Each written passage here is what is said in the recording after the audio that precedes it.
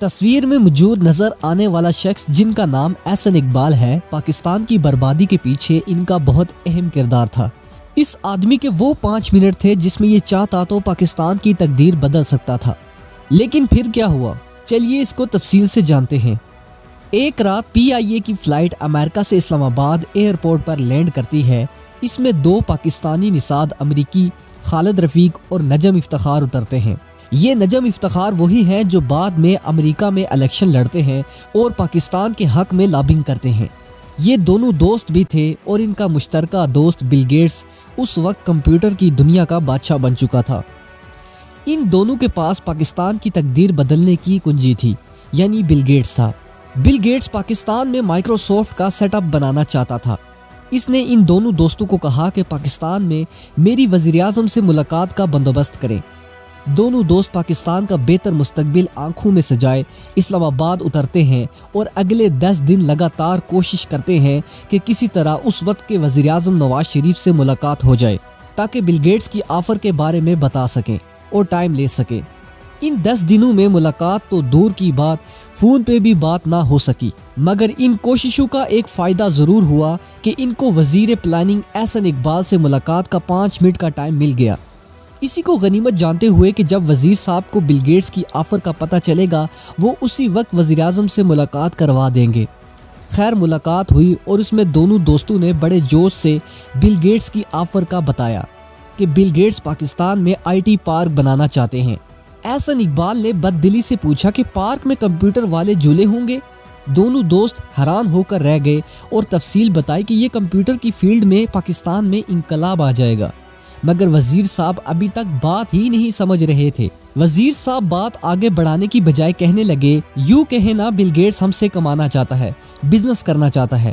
اب نجم صاحب نے تھوڑا غصے میں جواب دیا، جناب آپ کیسی باتیں کر رہے ہیں، اس قدم سے پاکستان میں انقلاب آ جائے گا اور اگلے 10 سال میں ہم خود مختار ہو جائیں گے۔ اب وزیر احسن اقبال نے آخری فقرہ کہہ کر ملاقات ختم کر دی کہ اسے کہو کہ مجھے ایک درخواست لکھ کر بھیجے، میں غور کروں گا کہ اجازت دینی ہے یا نہیں۔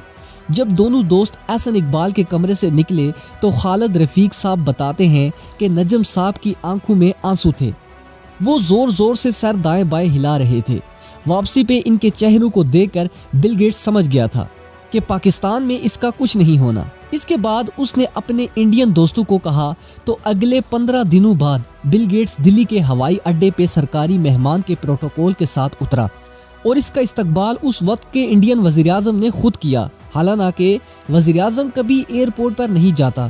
انڈین گورنمنٹ اور بل گیٹس کے درمیان ایک تاریخی معاہدہ ہوتا ہے جس میں مائکروسافٹ نے ایک سافٹ ویئر انجینئرنگ کا شہر بسانا تھا جس کے لیے جے پور کو چنا گیا۔ اس معاہدے کی ایک اور خاص یہ تھی کہ 2004 سے ہر سال 2000 IT انجینئرز کو امریکہ کا ویزا ملے گا اور 500 انجینئرز کو گرین کارڈ ملے گا۔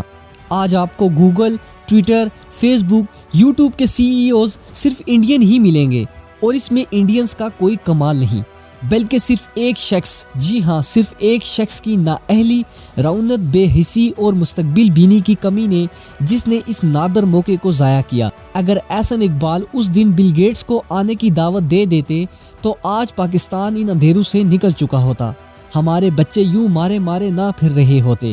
نجم صاحب تو فوت ہو گئے ہیں مگر خالد صاحب آج بھی اکثر دوستوں میں بیٹھ کر آہیں بھرتے ہیں۔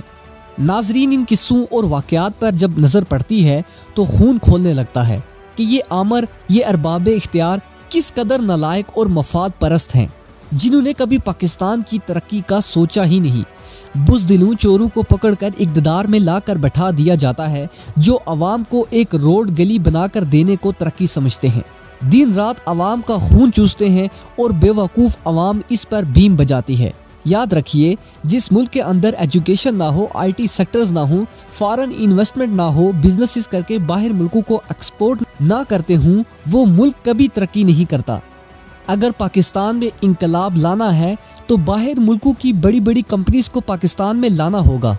ناظرین، ہو سکے تو اس ویڈیو کو زیادہ سے زیادہ شیئر کیجیے گا اور ہمارے چینل ہنسی انفو کو ضرور سبسکرائب کر لیجیے گا۔ ملتے ہیں کسی اگلی انفارمیٹیو ویڈیو میں۔ خدا حافظ۔